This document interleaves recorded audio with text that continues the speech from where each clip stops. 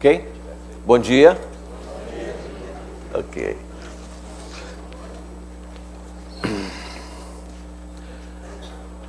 Ô, John, quantos são os estados que estão conectados? Alex, vamos botar essa informação aí.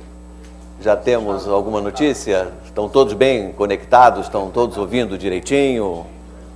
Sem ruídos ou com ela? Mas não custa a gente fazer uma recordação, né?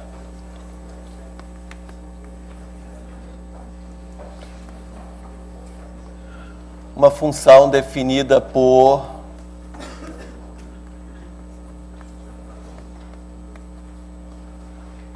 pela expressão ax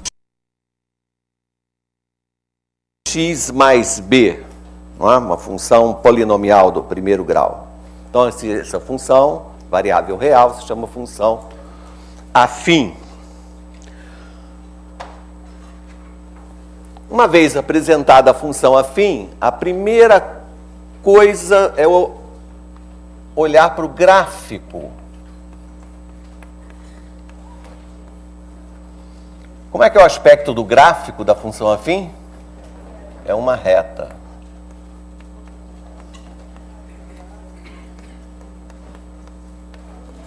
Por quê? Fez um silêncio súbito aqui no Rio de Janeiro. Por que que o gráfico é uma reta?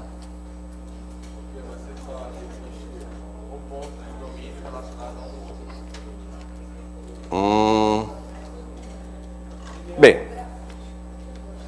você vai marcando 2, 3, 4 pontinhos, aí você vê que fica tudo numa reta, é assim? Pois é, a gente tem que dizer um pouco mais do que isso. Não é simplesmente olhar pontos e observar, está na moda esse termo, né? Observa-se que a matemática não pode caminhar, né, com argumentos desse tipo. É preciso, mesmo que a gente não demonstre tudo, é preciso dizer um pouquinho mais. De que maneira eu posso, aqui falando de uma forma geral, mostrar que 3 pontos, por exemplo, vou chamar P0, P1, P2. Como é que eu posso mostrar que 3 pontos estejam alinhados, sejam colineares, não é? Pois é, a gente pode fazer isso de algumas formas simples. Vamos imaginar que no meu desenho sempre o P1 esteja entre P0 e P2. Se você já tem a ferramenta de calcular a distância entre 2 pontos, né, no plano cartesiano, coisa que é muito simples porque só depende do teorema de Pitágoras, não é? Então, ser colinear significa que a distância de P0 a P2 é igual à soma das distâncias de P0 a P1 e P1 a P2. Então, se dados 3 pontos, x1, y1, x0, y0, x1, y1, x2, y2, com a condição, né, que P1 esteja entre P0 e P2, quer dizer, com x0 menor que x1, menor que x2, demonstrando esta igualdade, eu estarei realmente me convencendo, estarei convencendo aos alunos também que esses pontos são colineares. Então, se os pontos, né, forem do gráfico dessa função, eu terei demonstrado que o gráfico da função afim é uma reta. Isso está feito no livro.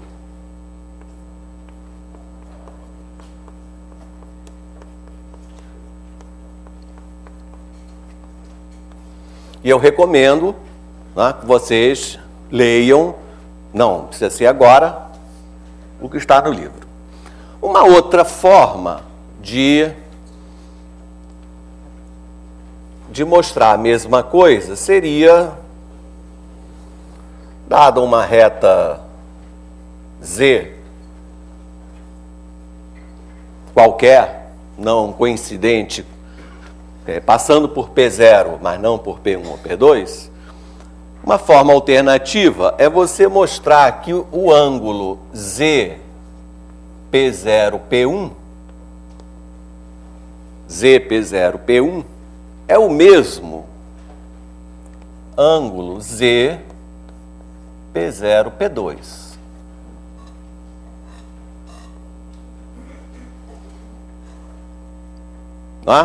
Então, se o ângulo ZP0 P1 for o mesmo ângulo ZP0 P2, também está resolvido o meu problema. P0, P1 e P2 são colineares. Então, como está feito no livro da primeira forma, vamos ver o que nós conseguimos fazer com essa ideia.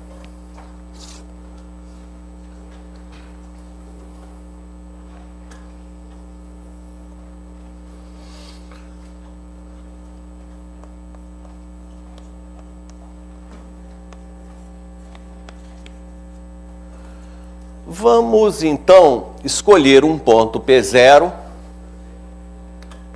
que esteja no gráfico dessa função. E, por comodidade, eu vou escolher um ponto muito importante.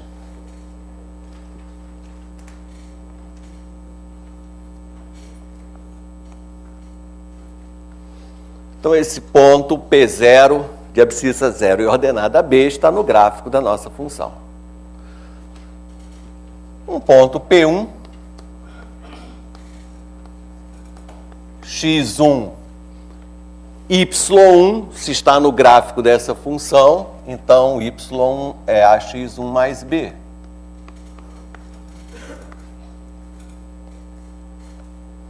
E um ponto P2, x2, ax2 mais b. P1 por aqui, P2. Eu forcei um pouco, né?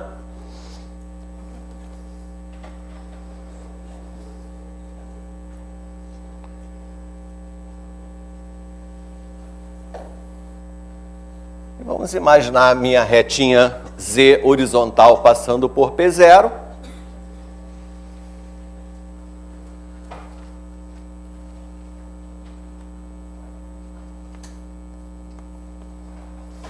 Chamei Q1 a projeção de P1 sobre Z.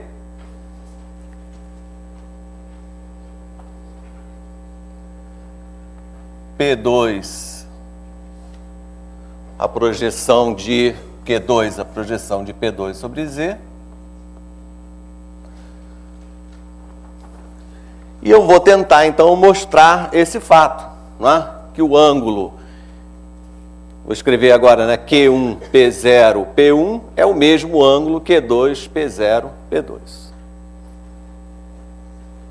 Ora, se esses ângulos forem iguais, como os triângulos Q1, P0, P1 e Q2, P0, P2 serão semelhantes. E vice-versa, né? Se os triângulos Q1, P0, P1 e Q2, P0, P2 são semelhantes, então aqueles ângulos são iguais. Se são semelhantes, eu devo encontrar valores iguais para essas razões. P1, Q1 dividido por P0, Q1.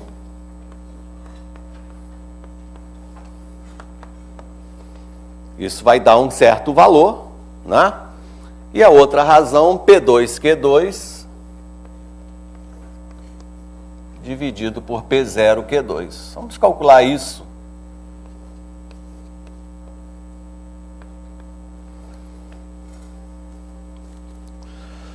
A primeira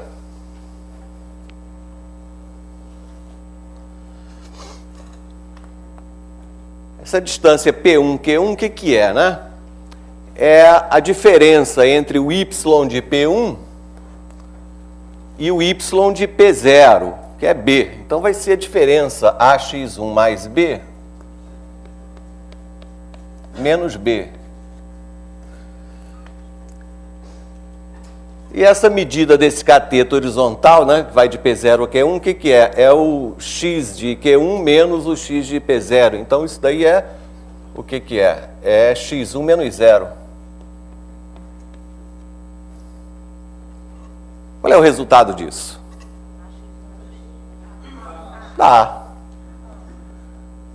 Isso já é uma coisa surpreendente, porque o resultado, então, nem depende do P1. Vai dar igual para todos os pontos que estiverem no gráfico dessa função. Não é? Eu até nem precisaria fazer outro. Eu já obtive um resultado que é independente do ponto escolhido sobre o gráfico dessa função. O outro é idêntico.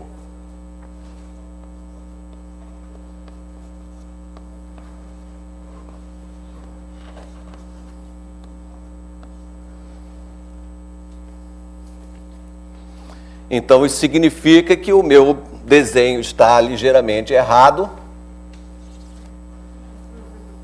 Não é? Então, quer dizer que esses triângulos são semelhantes. Não, mas eu fiz assim de propósito mesmo. Quer dizer que os triângulos são semelhantes. Quer dizer que eles têm os mesmos ângulos. Quer dizer que o ângulo Q1, P0, P1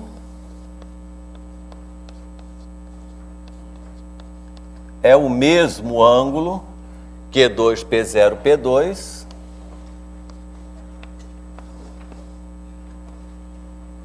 Q2, P0, P2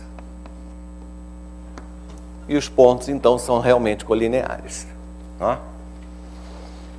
Bem, então, de qualquer forma, seja pela distância, como está no livro, ou por um argumento desse tipo, eu estou mais ou menos, estou convencido que o gráfico da função afim é uma reta. Agora,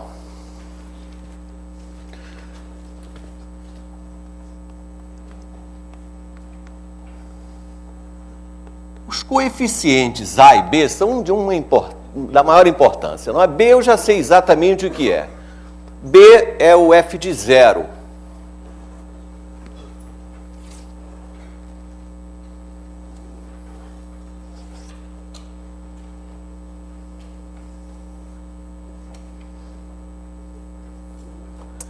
B é o f de 0. Então, está aqui o gráfico. B está aqui. Agora, vamos tentar descobrir o que significa esse A. Né? Primeira pergunta que eu faço é que nome que você dá para esse A? Aqui no Rio, todos os professores falaram que o nome desse A que eles chamam de coeficiente angular.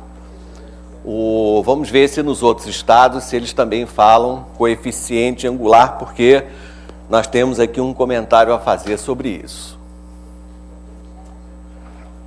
Veja aí, patrocínio, como é que é aí em Campinas? O pessoal chama coeficiente angular, todo mundo? E Maria Alice, lá no Rio Grande do Sul? Enfim, é um nome bastante consagrado, mas eu quero dizer o seguinte: coeficiente angular. Angular sugere o quê? Muito bem, muito bem. Isso quer dizer que, por exemplo, se esse coeficiente for 1, vocês vão identificar esse ângulo como? Que valor? Se o coeficiente A for 1? 45 graus. Muito bom. Tudo isso está ótimo quando você está no âmbito da geometria analítica. Na geometria analítica não tem exatamente isso? Não se chama equação da reta também? Chama até equação reduzida, não é assim? Pois é. Qual é a diferença de estudar isso aqui ou estudar na área da geometria analítica? Te digo, na geometria analítica há uma coisa que é obrigatório que aqui não é. É a questão da graduação dos eixos. Na geometria analítica, o 1, né, ou seja, o segmento que representa a unidade, é obrigatoriamente o mesmo nos dois eixos. Se não for assim, aí a sua geometria fica uma geometria diferente. Fica muito coerente, mas é diferente. Por exemplo, se você não graduar os eixos da mesma forma, um triângulo equilátero, portanto, com os 3 lados iguais, não terá os 3 ângulos iguais. Uma circunferência não será redondinha, será meio puxadinha, né? Então, o que faz nós termos essa noção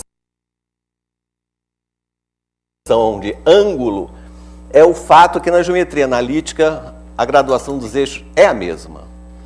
Então, se você faz um quadradinho, né, um retângulo com lados iguais, a diagonal forma realmente 45 graus e esta reta, então, vocês dizem, né, que tem coeficiente angular 1. Porém, quando nós estudamos funções, nós estamos usando aqui uma ferramenta que vai ser utilizada não propriamente na geometria, mas sim em problemas práticos, em problemas contextualizados. Então eu posso ter perfeitamente um problema em que eu tenho uma caixa d'água e que ela já tem uma certa quantidade de água e eu abro uma torneira com vazão constante e continuo a encher a minha caixa d'água. Então eu tenho um gráfico que mostra no eixo X o tempo e no eixo Y, digamos, o volume de água que tem na caixa d'água. Isso quer dizer que, né, com o tempo vai passando, o volume d'água vai aumentando, aí alguém dentro da casa foi tomar banho e aí durante um certo período o volume aumentou, mas aumentou pouco, depois a pessoa terminou o banho e o nível voltou, enfim. Eu vou usar funções afins em diversas situações da vida real. Ora, se eu estou examinando, estou marcando tempos nesse eixo e volumes nesse eixo, tem sentido você fazer a graduação com a mesma unidade? Possivelmente não, né? Porque, de repente, 1 hora ocorre aqui, estou fazendo o tempo em horas, né? Estou fazendo um volume em litros. Então, aqui já é, por exemplo, 200 litros. Então, quer dizer, o 1 do eixo Y é um negócio minúsculo. Portanto, num exercício, num problema que visualiza uma função dessa maneira, não tem sentido falar em ângulo, né? Porque ângulo aqui não quer dizer nada, certo? Então, por isso, nós, quando estamos falando na função afim, nós procuramos evitar o termo coeficiente angular, que vocês têm todo o direito de falar na geometria analítica. Nós falamos, e esse A ele pode ser chamado de inclinação dessa reta, que é um termo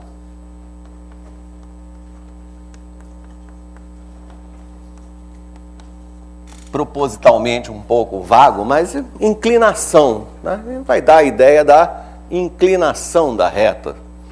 Não vou falar aqui que é a tangente do ângulo, porque isso não tem sentido aqui, não é? Ou ainda, uma melhor é falar em taxa. Taxa de variação, taxa de crescimento.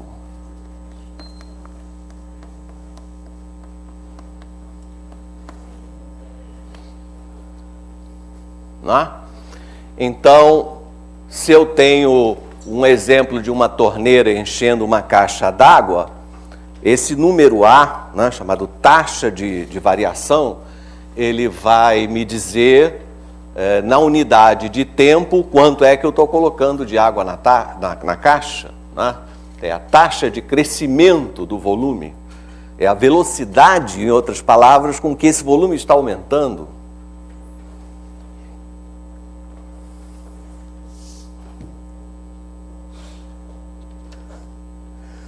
Belém fala coeficiente angular. Todo mundo fala coeficiente angular. É porque os livros falam coeficiente angular. Muito bem. Aqui. Depois nós vamos comentar na sexta-feira essas inúmeras perguntas que começam a chegar, algumas até agradecendo a dúvida, né? Porque é uma coisa que existe isso, né? Então, o coeficiente angular, repetindo e encerrando, está diretamente ligado à obrigatoriedade, né, de ter a mesma unidade nos eixos, e quando isso é impossível, né, ou, enfim, o bom senso recomenda que se use uma escala conveniente, aí não se pode mais falar em ângulo. Muito bem. Taxa de variação, você pode usar também taxa de crescimento, não é? Aí tem o professor que diz, mas se for, pode falar taxa de decrescimento, se for o caso, né, de eu ter a minha caixa d'água e ter uma torneira esvaziando, pode falar. Mas pode falar taxa sempre de crescimento, sabe que os economistas sempre falam taxa de crescimento. Aí, mas se diminuir, o economista fala crescimento negativo. Essa é a terminologia do economista. É sempre crescimento. Mas é negativo, ok. Então tá bem. Agora eu quero saber o seguinte. Onde é que você desenha, onde é que você visualiza A? O B você já enxergou onde ele está. B está aí. Cadê o A? Onde está A? Procura-se A. Onde é que eu posso enxergar concretamente assim? Este é A.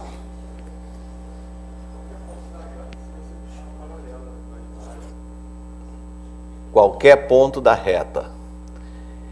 Pode, mas eu não vou pegar qualquer não. Esse qualquer que você citou, eu vou pegar esse 1 aqui, ó. Aí, a partir de B, uma retinha horizontal. Observa quanto é que é f de 1. F de 1 é A mais B, né? Ora, mas isso aqui não é o B? Né? Então, você acaba de saber onde está o A. Isto é A.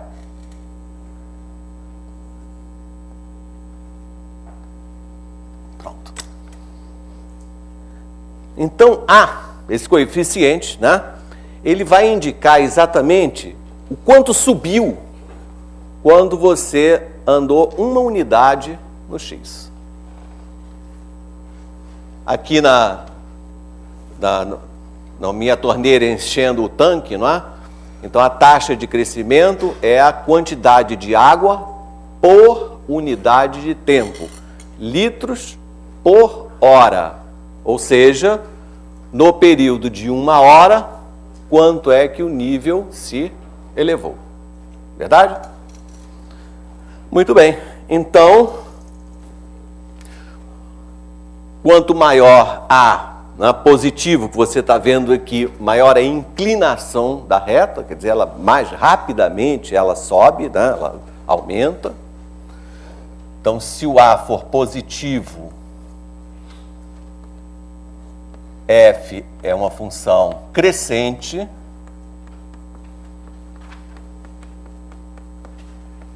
Sabe o que é função crescente, não é? Como é que se explica isso direitinho?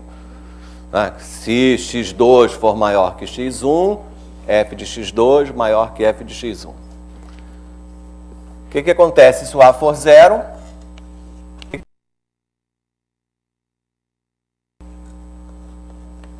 F fica estável, não fica constante.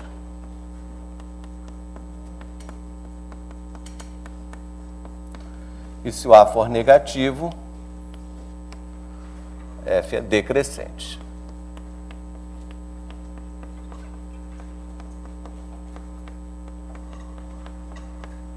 Então tá aí, esse é o básico da função afim. O gráfico é uma reta, a função é definida por uma expressão do tipo ax mais b, e exatamente o que significam os coeficientes a e b.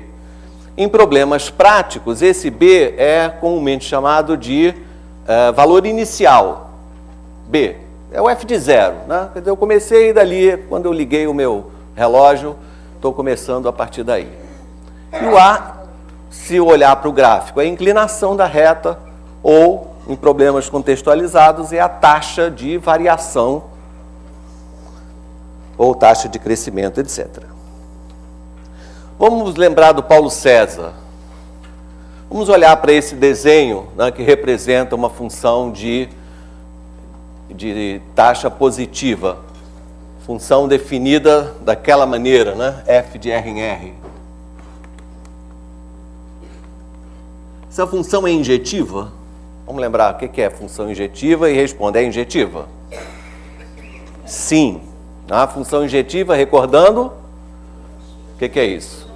Quando valores diferentes de x possuem imagens diferentes, é claro, né? Só olhar toda função monótona injetiva, né? Quer dizer, sempre crescente ou sempre decrescente. É sobrejetiva? Qualquer que seja um real que eu escolha aqui, sempre você vai encontrar um x que tem essa imagem? Lógico, né? Equivale a você pegar um ponto do eixo y, traçar uma reta horizontal até o gráfico e descer perpendicularmente, você acha o x que tem aquela imagem. Muito bem. Então tá certo. Agora vamos fazer o seguinte.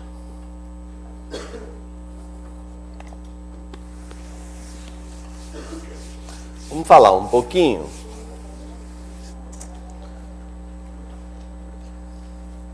da função linear.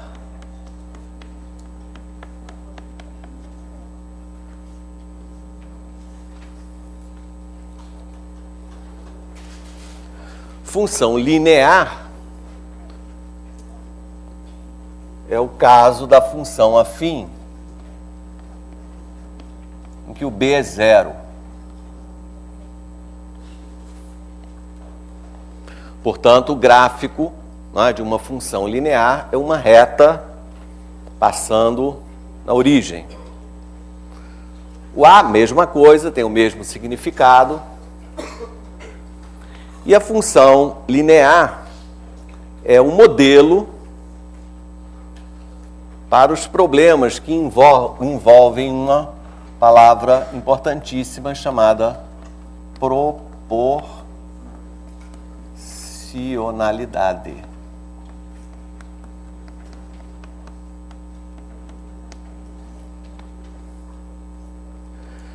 Então,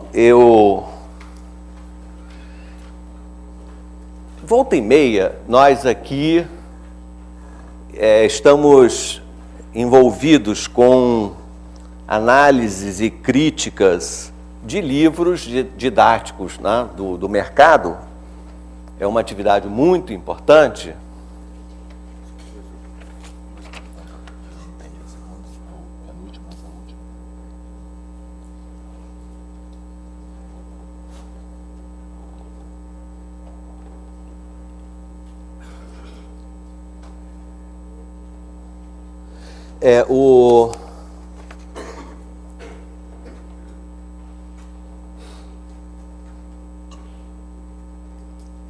As perguntas todas estão ótimas, a gente vai responder na sexta-feira.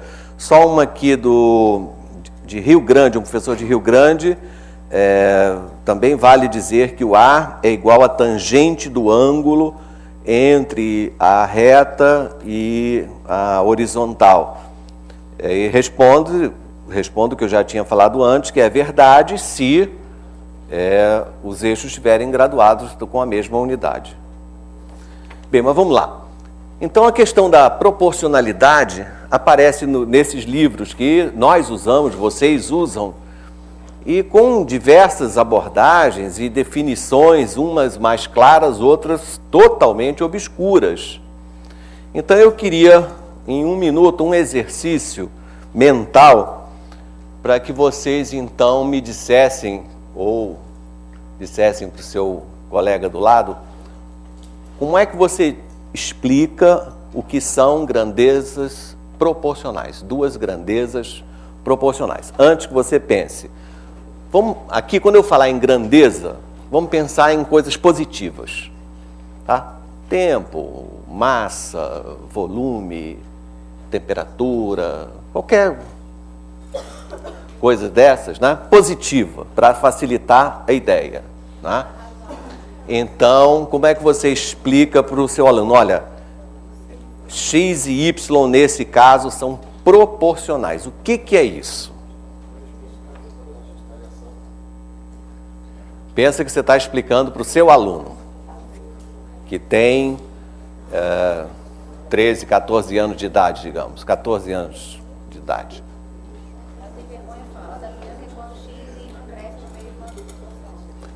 Sim, você está usando a mesma palavra.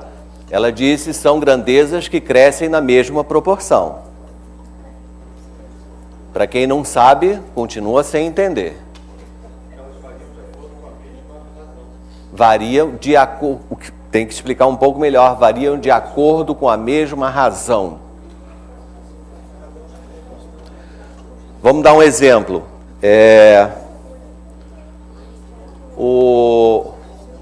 O preço do feijão é proporcional à quantidade de feijão, ao peso o preço é proporcional ao peso? Por que é proporcional? Por que você acha que é proporcional? Porque quanto mais feijão, maior o preço, é isso? Muito bem.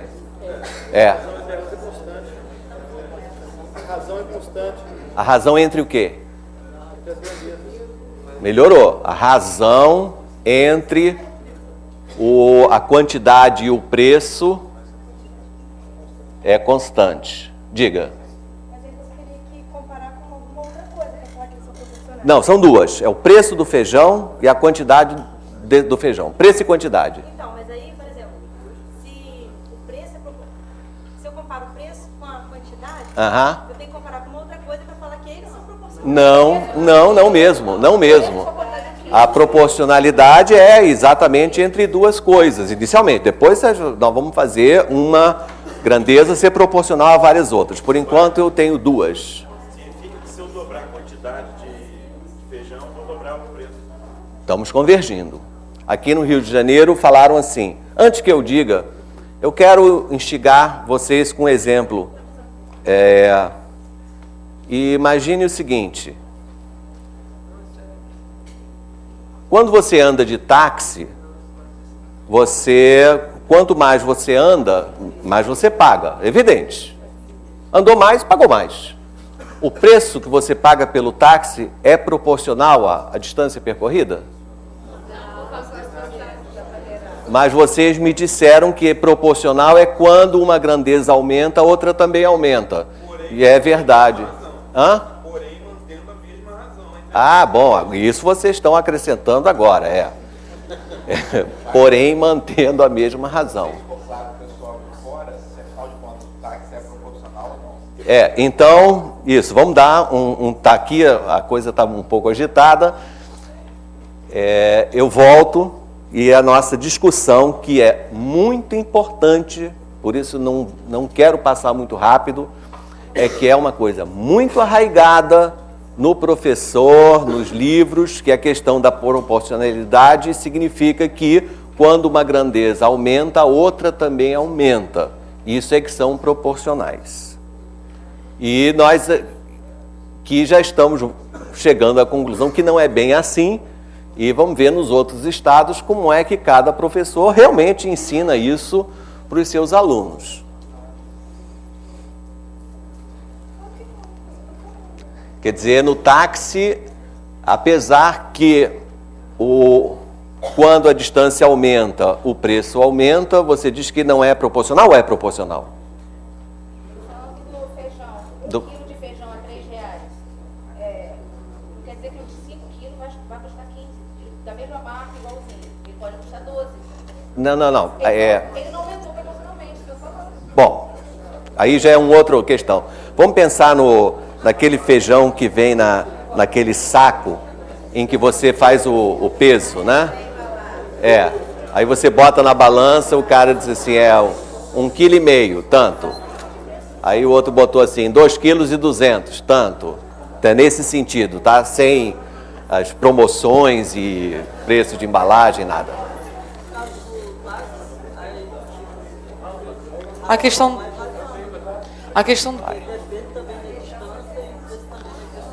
do táxi é que o táxi já tem um começo, já tem uma taxa.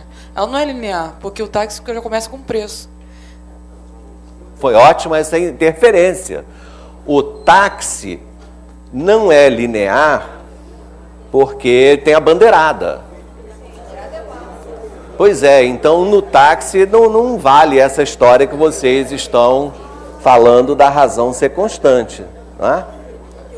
Da mesma maneira, na minha caixa d'água, se ela já contém uma certa quantidade de água e eu ligo a torneira para aumentar o volume, é verdade que quanto maior o tempo que passa, mais volume eu tenho lá dentro. Mas também não é proporcional, porque já tinha um V0, né? Já tinha um volume inicial. Pois é, aí eu já recebi respostas. Aqui eu não ouvi, mas certamente alguém deve ter pensado em explicar da seguinte maneira. Duas grandezas x e y são proporcionais quando elas estão ligadas por uma equação do tipo y igual a k vezes x, onde esse k é uma constante. Tá certo isso? Duas grandezas x e y são proporcionais quando elas estão ligadas através de uma equação desse tipo, onde a letra k representa uma constante. Isso está certo, isso é a mesma coisa que dizer que a razão, né, entre elas é constante, então está perfeito. Só que essa fórmula, nem sempre ela é visível no problema que eu tenho em questão. Vamos dar um exemplo disso, geométrico. Eu tenho aqui duas semirretas, OX e OY, e uma reta qualquer aqui.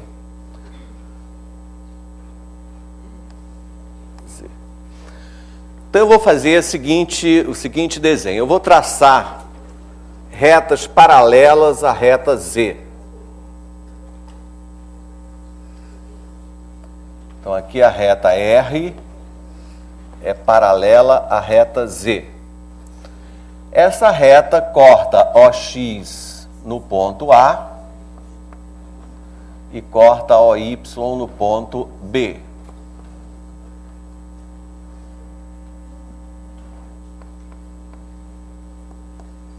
Seja X a medida de OA e Y a medida de OB. Pergunto. Nesse desenho, x e y são proporcionais?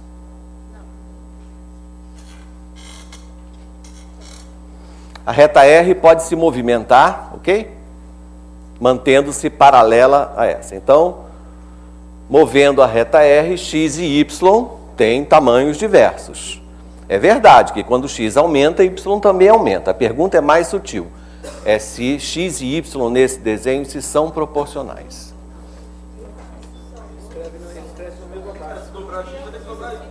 Ah, grande. Então, acho que estamos chegando. O pessoal aí dos estados também está chegando a um critério de quando é que você detecta quando duas grandezas são proporcionais, independente de fórmula, né? Porque, nesse caso, a fórmula que relaciona x e y não está visível. É uma fórmula obscura. Daqui a pouco vocês vão descobrir qual é, mas, por enquanto, não sabemos. Muito bem. Então, vem a solução de tudo, que é quando duas grandezas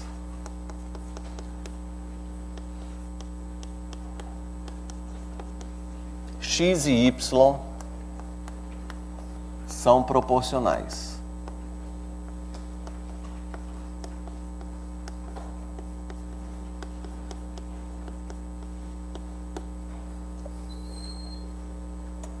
Para detectar isso, é um critério muito simples, que é o seguinte: você tem as duas grandezas x e y, que se referem a algum problema que você tem aí na sua frente. Você pensa se duas grandezas são proporcionais, se acontecer o seguinte: se você dobrar a primeira, você constata que a segunda dobrou também.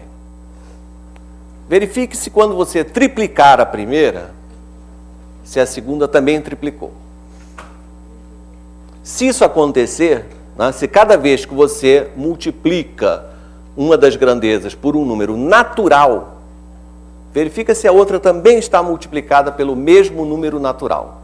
Se isso acontecer, as grandezas são proporcionais. Então basta isso. Não é questão de se uma cresce ou outra cresce, não. É questão de verificar que se uma for multiplicada por um número natural, a outra também deve aparecer multiplicada pelo mesmo número natural. Então esse teste é infalível. É isso exatamente o que caracteriza figuras proporcionais, grandezas proporcionais. Então, no exemplo do táxi, claro que você detecta logo que não é proporcional, as grandezas não são proporcionais, porque o fato de você dobrar a distância percorrida absolutamente não vai ser o dobro do preço, porque a bandeirada já destruiu essa questão toda, não é? Na questão da caixa d'água com a torneira enchendo, exatamente a mesma coisa. O feijão, sim, não é? Eu comprei uma certa quantidade, não importa qual, de feijão, paguei um certo preço. Se eu dobrar a quantidade, eu vou pagar o dobro. Se eu triplicar a quantidade, vou pagar o triplo. E nesse desenho aí, x e y são proporcionais? De acordo com esse critério que eu acabei de falar? Sim. Porque se eu dobrar x, o que acontece com y? Vai dobrar y também. É facílimo de demonstrar isso por uma congruência, né, de triângulos. Se eu triplicar x, triplica y. Bem, por que basta a gente fazer essa verificação para os números naturais? Pois é. É porque existe um teorema que garante que se eu multiplicar uma das grandezas por qualquer número real, a outra também fica multiplicada pelo mesmo número real. Então isso é fácil de você ver para números naturais, mas não é fácil de ver para números reais. Isso faz parte de um teorema chamado teorema fundamental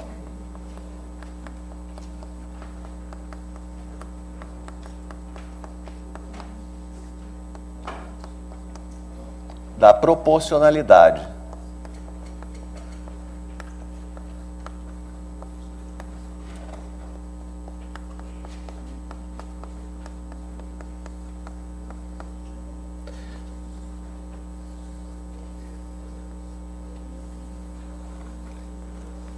Esse é um teorema difícil no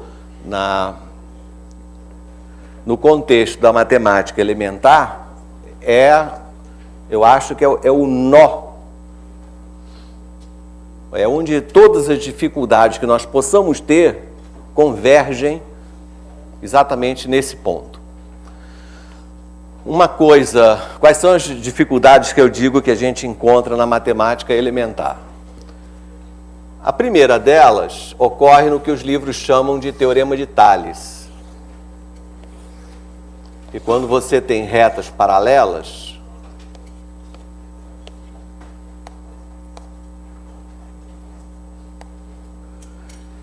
é provar que a razão A sobre a linha é a mesma razão B sobre B'. Quando A e B são comensuráveis, já ouviram falar nessa palavra por um acaso? Comensurável? Pois é. Então, quando A e B são comensuráveis, a demonstração é uma moleza, porque eu consigo achar um submúltiplo de A que cabe um número inteiro de vezes em B. Aí traçando paralelas, a quantidade de pedacinhos que eu tiver em A é a mesma quantidade de pedacinhos diferentes entre si, que eu terei em A'. A quantidade de pedacinhos que cabem dentro de B vai ser igual do outro lado à quantidade dos pedacinhos de tamanhos diferentes em B', e essa razão é imediata. Porém, quando A e B não são comensuráveis, esse argumento não pode ser utilizado. Isso ainda vale, mas a explicação não é fácil de dar para os alunos digamos, da 8ª série. Então, no âmbito da 8ª série, o Teorema de Tales pode ser e deve ser explicado no âmbito, no caso em que A e B são comensuráveis. Quanto ao caso geral, aí se diz honestamente, olha, isso fica um pouco para mais tarde. Outro tipo de dificuldade que a gente encontra na matemática elementar é a área do quadrado. Por que a área do quadrado é A ao quadrado? É uma coisa muito difícil. Porque se um quadrado tem lado 2, que a área dele é 4, é óbvio. Mas absolutamente não é claro por que quando o lado do quadrado for raiz cúbica de 2, por que a área dele é raiz cúbica de 4? Isso é verdade. Mas a explicação não é fácil. Então, esses problemas sérios essas dificuldades que de vez em quando a gente encontra na matemática elementar, eu vou dizer até que todas elas, essas dificuldades, elas estão ligadas a esse teorema aqui. Resolvendo uma vez, tendo demonstrado isso aqui, aí tudo que vem depois é moleza. Bom, teorema fundamental da proporcionalidade, então, ele está demonstrado no livro, evidentemente. Vamos citar como é que ele fala. Ele diz assim, F... como eu disse, a gente vamos falar só de grandezas positivas, tá?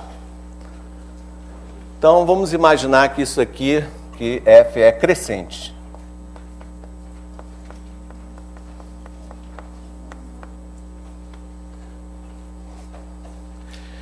Então, vamos supor que nós verificamos aquilo que eu falei antes, que multiplicando uma das grandezas por um número natural, eu constatei que a outra ficou multiplicada pelo mesmo número natural.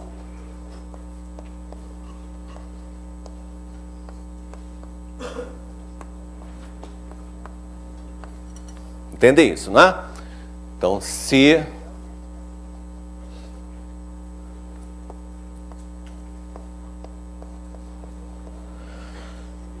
quando eu multiplico n por um número natural, então f de x, que é o y, apareceu multiplicada pelo mesmo número natural. Então, esse teorema diz que se eu multiplicar x por um número real qualquer,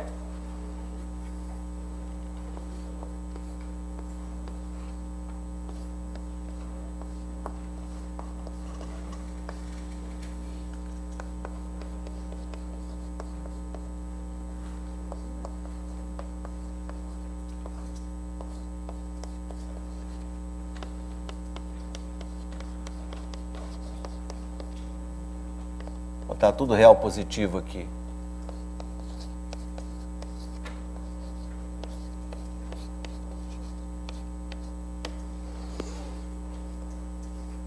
Então, esse é o teorema fundamental da proporcionalidade, que, então, me dá um descanso, porque basta testar para números naturais que esse teorema garante que o resultado vale para qualquer real.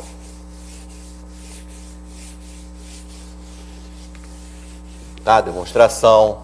Não vou fazer aqui, mas está no livro.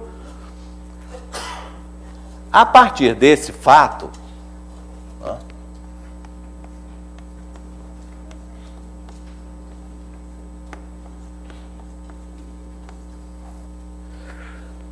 vamos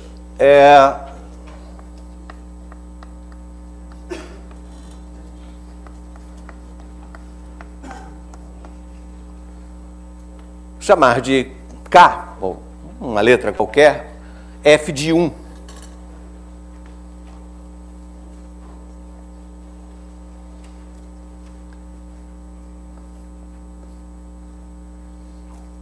Então eu vou trocar essas letras, né? C e X são números reais positivos quaisquer. Então no lugar de C eu vou escrever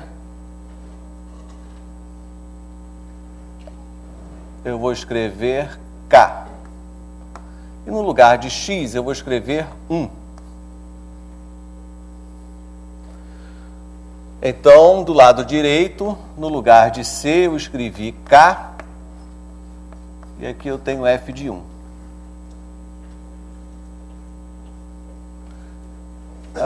Não, no lugar de C, eu vou escrever X. E no lugar daquele X, eu vou escrever 1. Ok, ficou melhor assim. Aqui está, né? Isso aqui é o que eu chamei K. E agora eu tenho que f de x é kx, ou seja, uma função linear.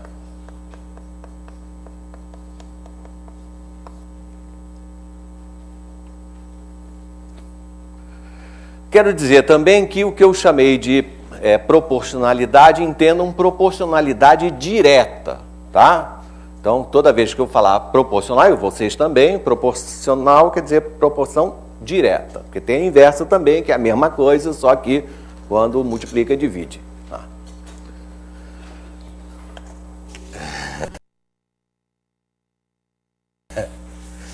Pois é, então, onde é que nós ficamos? Ficamos no seguinte, que eu já sei dizer exatamente, já sei detectar quando duas grandezas são proporcionais, que basta fazer o teste, né, de números naturais, e que isso vale, né, para qualquer real, e que o modelo matemático, né, para você modelar as situações de proporcionalidade é a função linear. Uma outra coisa que eu preciso falar logo, antes que eu me esqueça, é o seguinte, provar o seguinte teorema.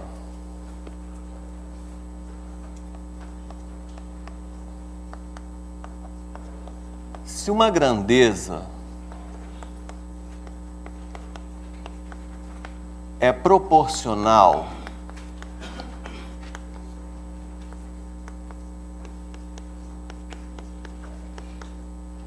a duas outras, proporcional, lembra, é diretamente proporcional,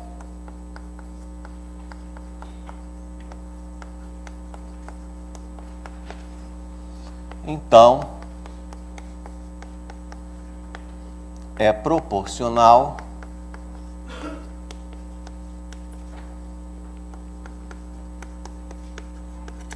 ao produto delas.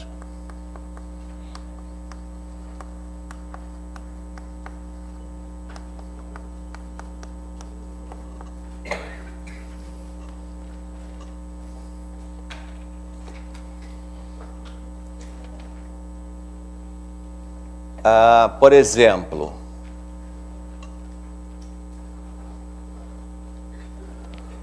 a torneira que enche a minha caixa d'água. Eu posso imaginar o seguinte, que a quantidade de água que ela coloca lá dentro é proporcional ao tempo em que eu deixo a torneira ligada. mas também essa quantidade de água que vai entrar dentro da minha caixa d'água é proporcional à vazão da torneira. Ou seja, se eu abrir um pouquinho, cai pouco. Se eu abrir muito, cai muito. Então, a quantidade de água que vai ter lá no final da minha caixa d'água, ela está dependendo, no fundo, de duas outras coisas. Do tempo em que eu vou deixar a torneira ligada e da quantidade de água que a torneira vai botar lá por minuto, digamos. Né? Então, há diversas situações em que uma grandeza é proporcional a duas outras grandezas independentes.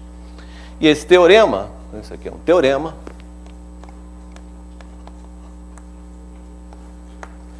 diz que é proporcional ao produto delas.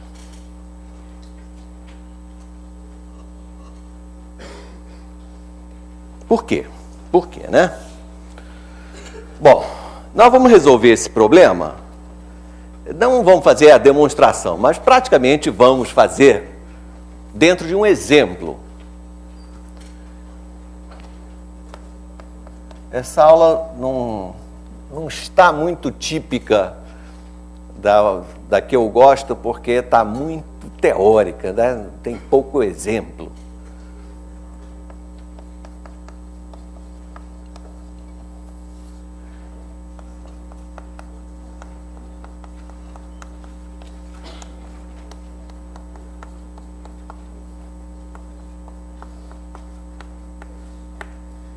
Por exemplo, como exemplo, eu quero saber por que para calcular a área de um retângulo eu multiplico a base pela altura.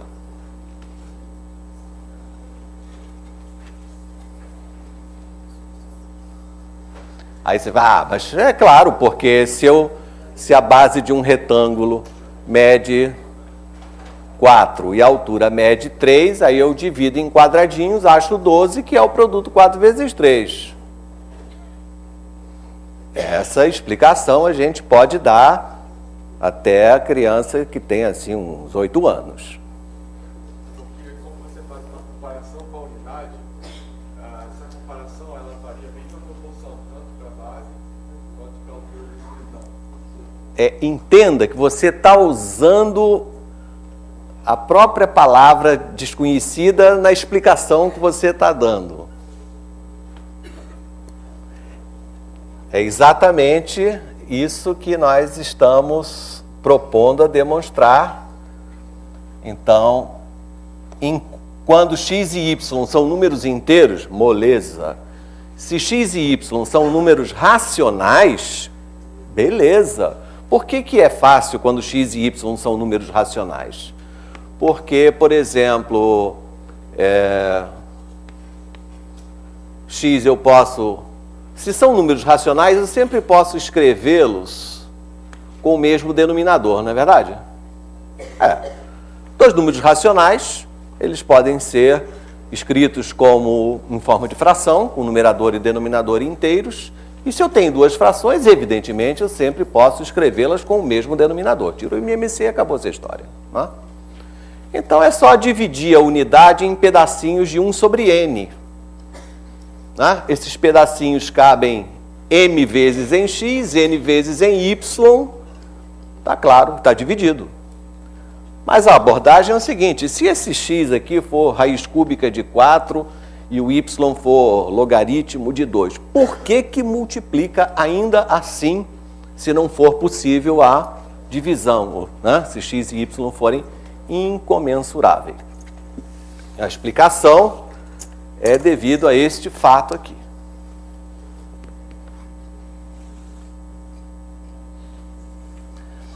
Isso vale para todo C e para todo...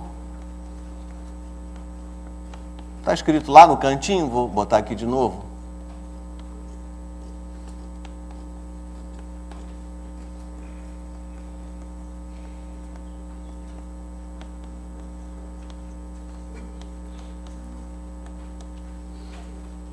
Então, façamos assim.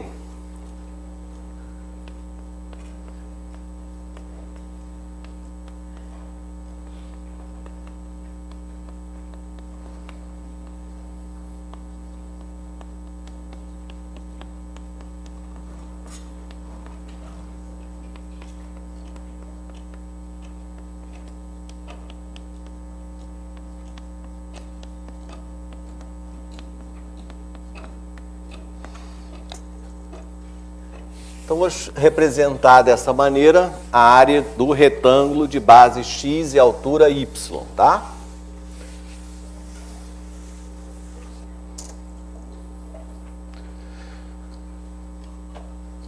Eu vou fazer duas perguntas.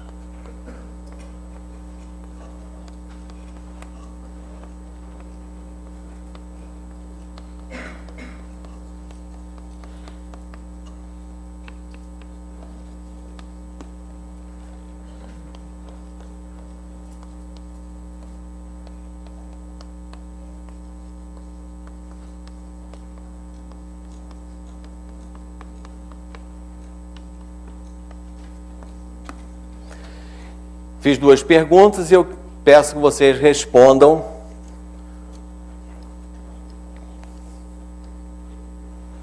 Então, eu tenho ali uma função de duas variáveis, né? Em outras palavras, eu tenho uma grandeza chamada área, grandeza positiva, que depende de duas outras. E eu quero saber se essas duas outras grandezas x e y como se comportam. Quero saber primeiro se a área é proporcional à base do retângulo. Quando eu falo isso é para imaginar que o y é constante, que a altura é constante, né? Então, área e x, se são grandezas proporcionais. Quero saber se a e y são também grandezas proporcionais. Qual é a resposta? Para as duas? Sim, para as duas. Como é que eu tenho certeza que eu acertei? Pelo seguinte: para verificar se a área de um retângulo é proporcional a x, você simplesmente dobra a base e verifica se a área dobrou. Sim. Triplica a base e verifica se a área triplicou. Sim. Basta isso? Basta. Porque o teorema, nosso famoso teorema, garante uma coisa que você não consegue enxergar. É que se você multiplicar a base por raiz de 7, a área vai ficar multiplicada por raiz de 7. Isso você não consegue ver, mas é o teorema que por trás está te garantindo isso. A mesma coisa ocorre em relação a y. Então, mantendo agora x constante, se eu dobrar a altura, a área dobra? Sim. Se eu triplicar a altura, a área triplica? Sim. Basta verificar para números naturais, porque o TFP aqui significa Teorema Fundamental da Proporcionalidade, hein? TFP garante que se você multiplicar y por qualquer número real positivo, a área ficará igualmente multiplicado pelo mesmo número. Ok, uma vez tendo respondido isso, agora o resto é manipulação. Manipulação é conta. Veja. No lugar de x, vou escrever x vezes 1. Mas, numa expressão desse, quando eu tenho um produto, não é? Essa fórmula garante que eu possa tirar um deles e escrever aqui do lado de fora. Então, isso daqui pode ser escrito como sendo x vezes a de 1y. Mas se é proporcional a y, escrevendo na forma y vezes 1, não é? Se é proporcional a y, então, se eu tenho um produto aqui, né, qualquer uma das letras, digamos assim, eu posso retirar e escrever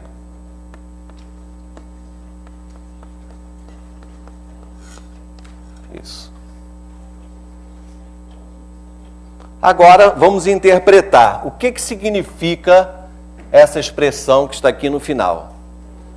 É a área de um retângulo de base 1 e altura 1. O que é isso? É a unidade de área, é a área do quadrado unitário. Não é? é aquilo que nós definimos como unidade de área. A área do quadrado de lado 1. Esta é a área que vale 1. Por definição. Então,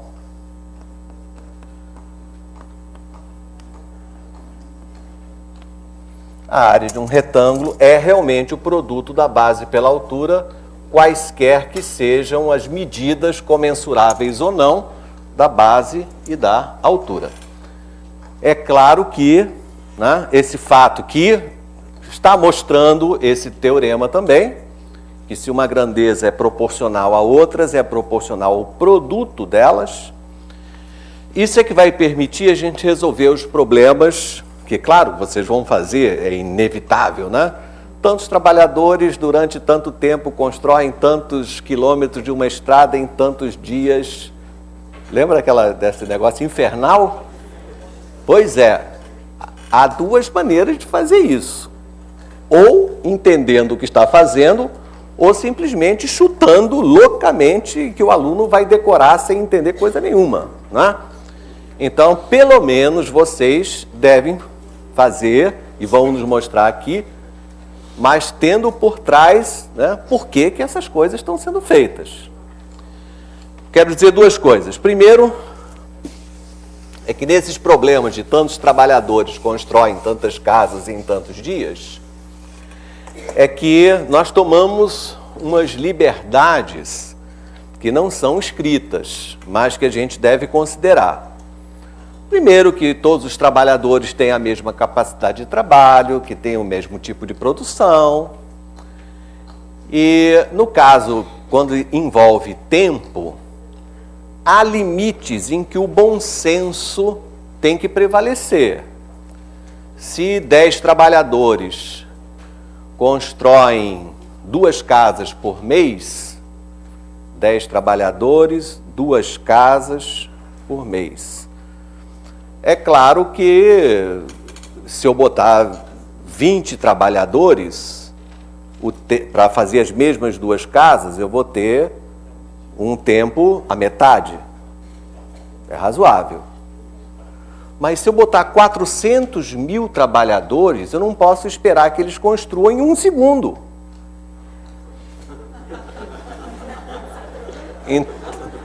Então essa questão de você multiplica e tal, tudo isso tem que ter um certo bom senso, senão fica ridículo.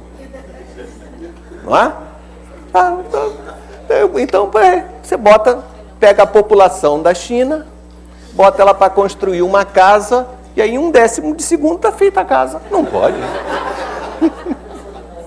Não é? Então, esses problemas são bons, é inevitável, já eram feitos há centenas, há milhares de anos, continuam a ser feitos hoje, vão ser feitos no futuro, mas tem que ter um bom senso na hora de resolver. Segunda coisa é que tudo que eu falei tem a proporcionalidade inversa.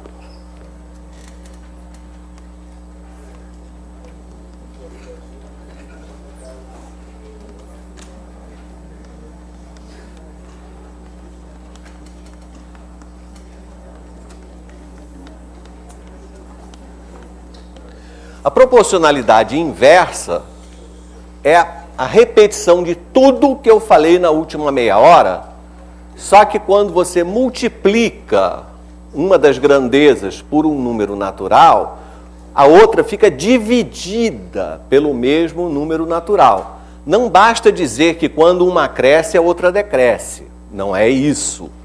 É quando uma for multiplicada, a outra fica dividida. Então, para fazer o teste, quando você multiplica o x, né, por um número natural, você constata que o f de x aparece dividido pelo mesmo número natural. Aí vem o teorema fundamental da proporcionalidade, que diz que isso pode ser escrito para qualquer, no lugar de n, pode botar qualquer número real, e o modelo, né, esse modelo aqui,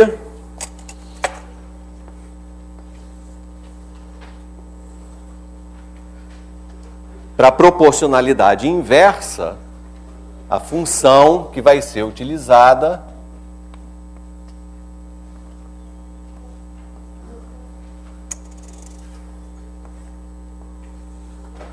é essa. Então, na proporcionalidade direta, constante de proporcionalidade vezes a nossa grandeza, e na proporcionalidade inversa, dividido por. Nos exercícios, nós vamos ter, por exemplo, meio minuto. Vocês se lembram como é que é a lei da gravitação universal? Lembra desse negócio da física? Lei da gravitação universal? Diz assim, matéria atrai matéria, quer dizer, uma força, né? Diz assim, na razão direta, na proporcionalidade direta das massas e na proporcionalidade inversa do quadrado das distâncias.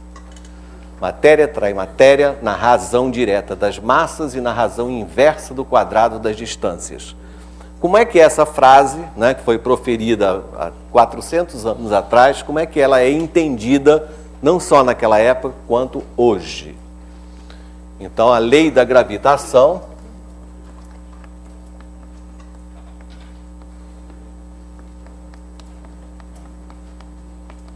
diz assim, matéria atrai matéria, então, quer dizer, a força de atração é uma coisa que depende de 3 ingredientes.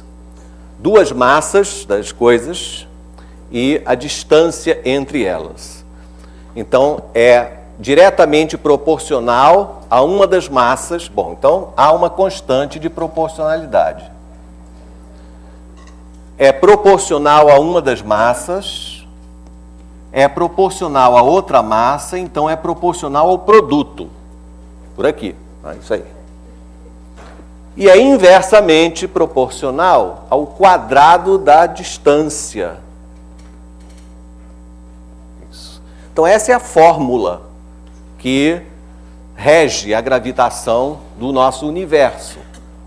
Tá? Em palavras, matéria atrai matéria na razão direta das massas e na razão inversa do quadrado das distâncias. Então, é exatamente isso que é a fórmula correspondente. Uma constante, tá? Chamada constante de proporcionalidade, diretamente proporcional às massas, então proporcional ao produto, e inversamente proporcional, não à distância, mas sim ao quadrado da distância. Ok? Ok. Obrigado, então. Vamos aos exercícios depois do almoço. Boa pergunta. Não sabemos quais são, mas eu vou dizer... o pessoal dos estados recebeu. Os exercícios do Elon é que eu não sei, mas os meus são os seguintes. Capítulo 5.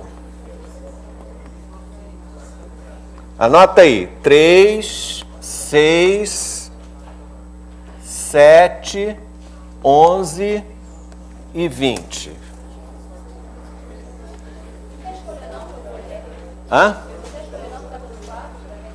Do capítulo 4, não, já foi escolhido, eu que não tenho aqui, mas vocês vão ter nas salas, assim que vocês entrarem, vão ter lá, ok?